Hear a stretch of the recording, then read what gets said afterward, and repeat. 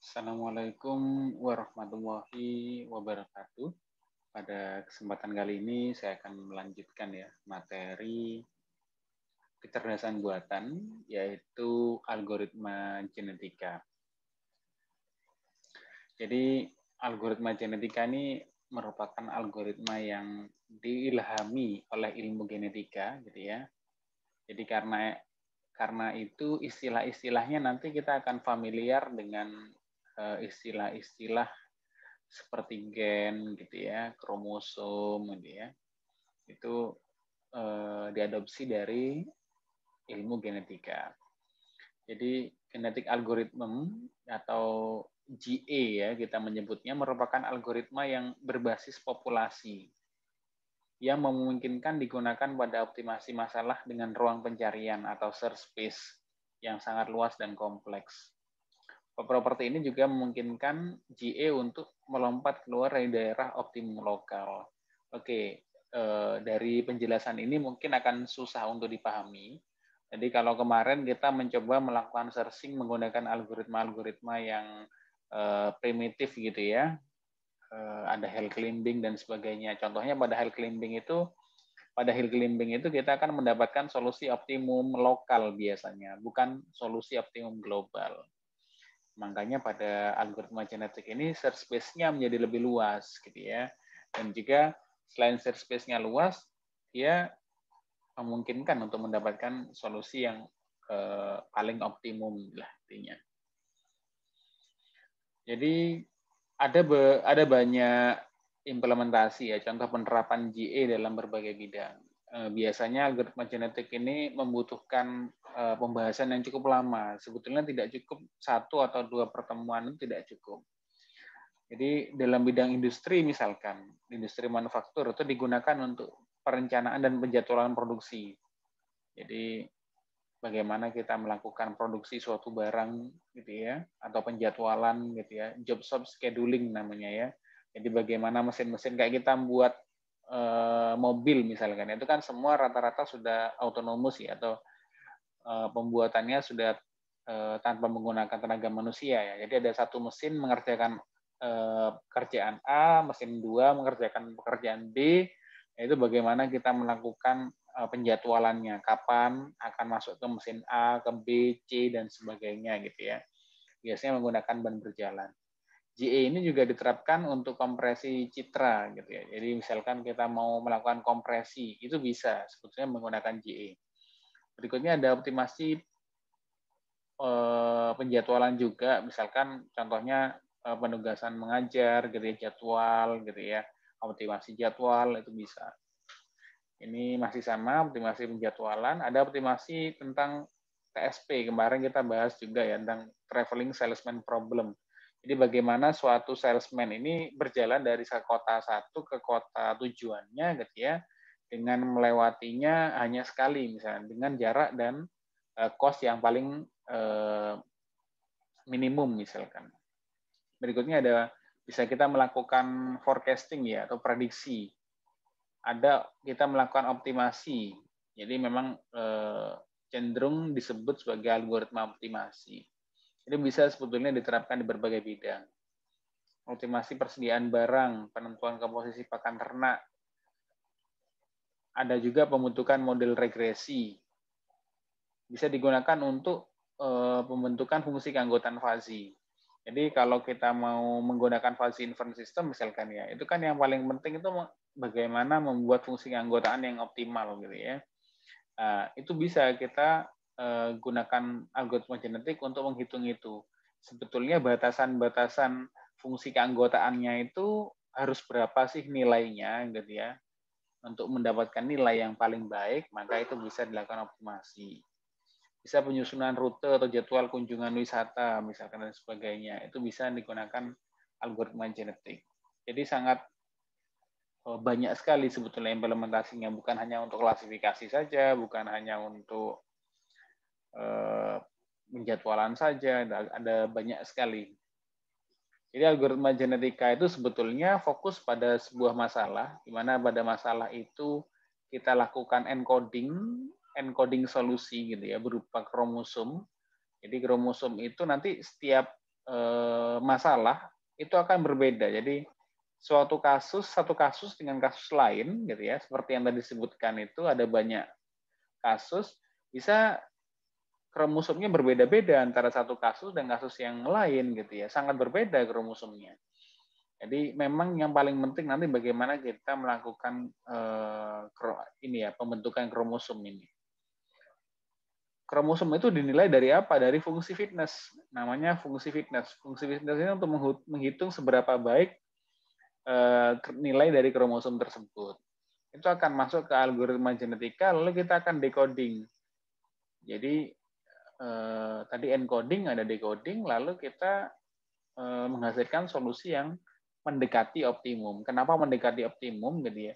Biasanya algoritma genetika ini sifatnya stokastik ya. Jadi setiap kali kita ngeran belum tentu nanti hasilnya nilai yang sama gitu ya, tapi pasti mendekati optimum. Bagaimana menggunakan algoritma genetika untuk memecahkan suatu masalah gitu ya? Tadi saya sudah sebutkan bahwa mengkonversinya menjadi sebuah kromosom ya, atau string kromosom. Jadi string kromosom ini sendiri tadi dari sejumlah gen yang menggambarkan variabel-variabel keputusan yang digunakan dalam solusi. Oke. Jadi gampangnya ya kromosom inilah solusi yang nantinya akan ditawarkan gitu ya. Seberapa baik solusinya, nah itu perlu ada banyak proses atau tahapan pada algoritma genetika. Jadi secara mudah gitu ya, seperti ini. Apabila di sini ada populasi ya. Jadi populasi ini P ini parents ya, populasi. C ini child-nya ya, anaknya. Jadi namanya algoritma genetika itu awalnya ada anaknya, ada orang tua, parent gitu ya. Lalu dia melakukan reproduksi gitu ya. Lalu dia akan melakukan proses evaluasi, lalu ada proses seleksi gitu ya, sehingga menghasilkan individu baru yang lebih baik di setiap generasinya. Makanya ada teorema evolusi gitu ya. Ya ini makanya disebut algoritma evolusi ya. Jadi algoritma evolusi dan termasuk sebagai algoritma metaheuristik. Itu algoritma genetika. Ada berbagai macam jenis algoritma lain yang sebetulnya sama seperti algoritma genetika, cuman konsepnya sedikit berbeda. Seperti unkoloni, ada bikoloni gitu ya. Itu cukup mirip gitu ya. Ada particle swarm gitu ya, itu juga sama. Jadi prosedurnya begini algoritma genetika itu. Jadi T-nya ini seberapa jumlah iterasi yang kita tentukan di awal misalkan. Misalkan 1000 iterasi, 100 iterasi. Lalu ada inialisasi. Inialisasi parents-nya dulu, pop size nanti namanya. Jadi setiap generasi pada suatu populasi itu berapa jumlahnya. Misalkan 5, maka pop size setiap generasi itu akan sama. Generasi ke-0 dia jumlahnya 5, generasi ke-1 dia jumlahnya nanti pop size-nya tetap 5 gitu ya. Walaupun dia punya anak, misalkan parent-nya 5, kalau punya anak gitu ya, tergantung jumlahnya. Kita menghitung jumlah anak itu nanti berdasarkan crossover rate dan mutation rate. Biasanya nilainya antara 0 sampai 1, 0,1, 0,2, 0,3, 0, nah, itu akan dicari nanti jika perlu kita hitung dan kita uji seberapa baik nilai parameter dari algoritma genetik kita gitu ya. Itu perlu diuji. Nah, di sini misalkan bukan kondisi berhenti, maka kita melakukan reproduksi. Reproduksi itu kita menghasilkan child dari parent. Jadi misalnya kita ada 4 parent atau 5 parent gitu ya. Parent 1 dan parent 2 kita crossover. Itu kita silangkan, kita kawinkan, menghasilkan individu namanya C1, child 1. Parent 3 dan parent 4 kita crossoverkan atau kita kawinkan, maka akan menghasilkan child 2 misalkan. Nah, itu akan kita evaluasi antara parents dan child-nya, misalkan tadi dari 5 menghasilkan 2 anak, berarti 7 jumlahnya. Lah kita lihat dari 7 tadi yang paling baik yang mana? Ya, kita evaluasi. Dan selanjutnya akan masuk ke tahap seleksi. Kita seleksi mana yang dia akan lolos ke generasi selanjutnya, generasi kedua, gitu ya. Dia akan menjadi parent pada generasi kedua. Begitu seterusnya, gitu ya. Ini T-nya T plus 1, akhirnya nambah. Ini kan masih 0 ya. Kalau dia kondisi berhenti ini apa? Bisa dari banyaknya max iteration atau max iterasinya, atau jumlah generasinya ada berapa, atau bila nanti nilainya itu tidak berubah antara generasi 1 sampai generasi, misalkan sudah sampai generasi ke 500, dari 500 ke 501, 2, 3, dan seterusnya tidak ada perubahan yang signifikan, dan cenderung nilainya tetap. Nah, itu kita bisa berhentikan gitu ya. Itu namanya konvergen nanti. Jadi siklusnya kita lakukan representasi kromosom dulu, lalu masuk ke proses inialisasi gitu ya. Inialisasi ini nanti parameter-parameter algoritma genetiknya kita tentukan semua, lalu masuk proses reproduksi. Tadi di reproduksi ini ada dua ya, ada crossover, ada mutation ya. Kalau crossover tadi kawin silang, kalau mutasi itu ada misalkan dari satu parent ya, kita ambil beberapa gen dari parent itu kita rubah gitu ya.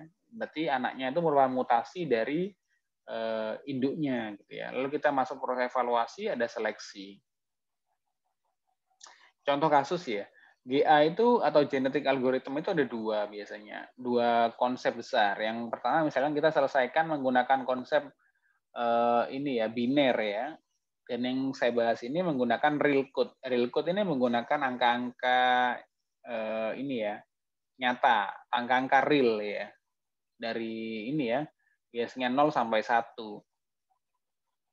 Jadi dalam kasus ini gitu ya, misalkan ada sebuah variabel ya untuk menentukan sebuah keputusan. Gitu. Ada X1, ada X2.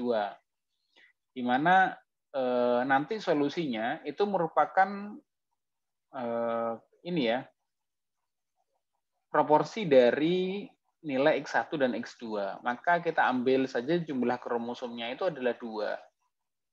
Ya, tapi untuk kasus-kasus yang lain juga sangat berbeda representasi kromosomnya, tidak selalu sesimpel ini gitu ya.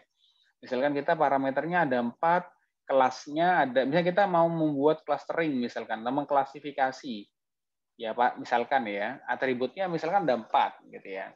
Terus jumlah kelas yang dituju itu ada 2, misalkan kelas tidak atau kelas ya. Nah, berarti kan ada 6. Ya, itu berarti jadi ada 6 panjang kromosomnya. Tapi ada kasus-kasus tertentu yang tidak seperti itu sih ya, tidak hanya mengkalikan seperti itu saja. Ini contohnya ya kita ambil yang mudah saja, ada X1, X2. Jadi ini panjang kromosom, sebuah kromosom. Jadi ini sebuah gen, di dalam gen itu ada beberapa kromosom. Jadi crossover itu dilakukan dengan memilih 2 induk atau parent secara acak dari populasi. Jadi karena ini real code gitu ya, memang ini akan sangat sulit kalau kita melakukannya secara manual ya. Biasanya memang kita harus melakukan ini ya, kita coding saja, kita biar komputer yang menjalankan. Karena iterasinya bisa sampai 500 iterasi, 1000 gitu ya, dan waktu komputasinya bisa sangat lama juga gitu ya untuk sekali run gitu ya. Metode crossover ini digunakan adalah extended intermediate gitu ya. Ini ada banyak sekali jenis crossover juga. Ada berbagai jenis juga mutasinya, jenis mutasi ya, metode-metode mutasi.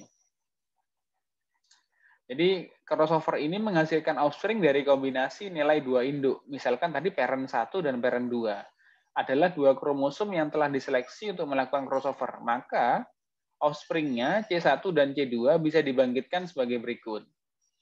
Jadi C1 itu parent 1 tambah A ini konstanta ya, konstanta yang kita ambil nilainya acak gitu ya. Ini biasanya dari antara nilai 0 dan 1 juga bisa. Lalu P2 dikurangi P1.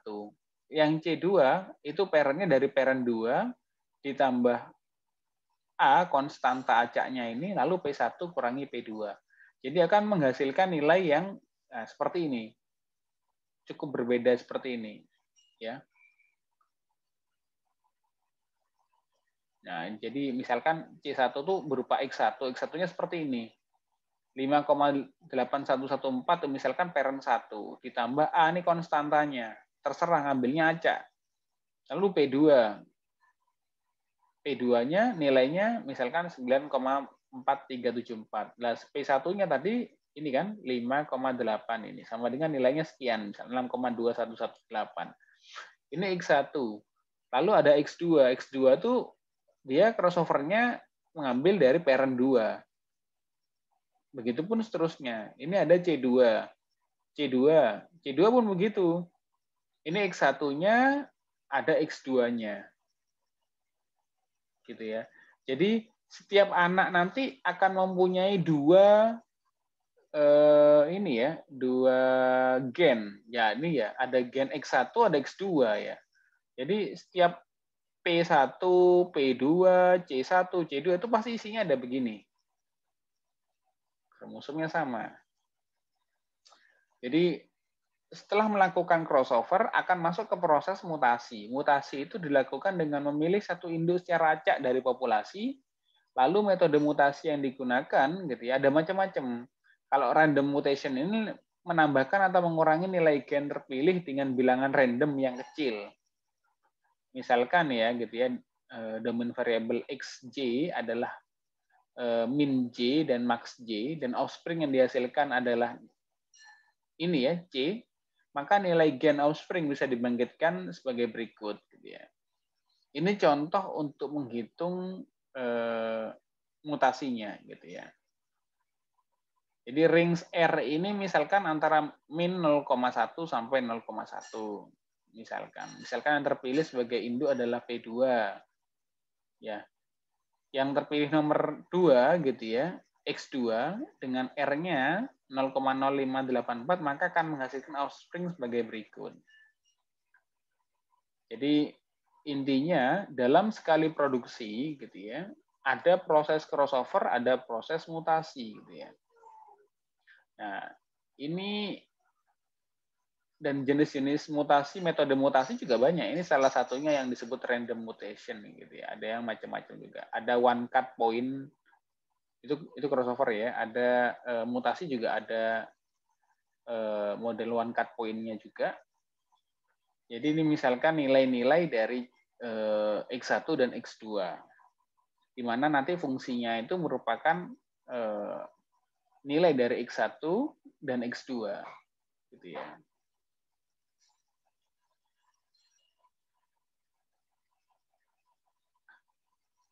Contoh kasus gitu ya menggunakan real code GA ini. Jadi tahapan terakhir yaitu seleksi. Jadi seleksi ini dilakukan untuk memilih 10 dari 16 individu. Kalau seperti ini berarti pop size-nya 10. Berarti untuk setiap generasi dia 10. Kalau sudah selesai sampai misalkan iterasi pertama menghasilkan 16 individu, jadi yang bertahan hidup pada generasi berikutnya, gitu ya, dia harus dipilih menjadi 10 lagi. Yang 6 itu tereliminasi, gitu ya, karena nilainya tidak baik atau solusinya tidak baik, gitu ya. Nah, contoh seleksinya ada tournament selection, gitu ya. Jadi pendekatan ini dilakukan dengan mengambil secara acak jumlah kecil individu, biasanya 2, gitu ya, atau disebut binary tournament selection dari penampungan populasi dan offspring. Jadi satu individu dengan nilai fitness lebih besar akan terpilih untuk masuk populasi berikutnya. Nah, jadi hal ini dilakukan sampai pop size-nya individu terpilih gitu ya. Pop size-nya misalkan 10 ya dipilih sampai 10 gitu ya. Intinya ini adalah percobaan, sebuah percobaan yang sudah dilakukan.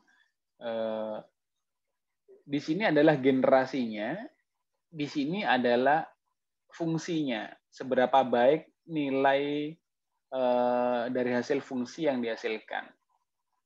Kalau di sini generasinya berarti dia generasi 0 ke 1, 2, 3, dia akan melakukan iterasi terus sampai sebanyak generasi 950 kali. Jadi ada 950 generasi di sini. Nah, ini nilainya gitu ya, antara 0 sampai 35. Nah, ini nilainya berkisar antara itu kan ya. Jadi antara 19 ini paling kecil, ini 32,3744 paling besar gitu ya. itu nilai ini. Jadi diagramnya seperti ini. Ya, memang dia untuk GA itu semakin banyak generasinya, maka dia cenderung semakin baik solusi yang dihasilkan. Tetapi pada sampai titik tertentu, solusi tersebut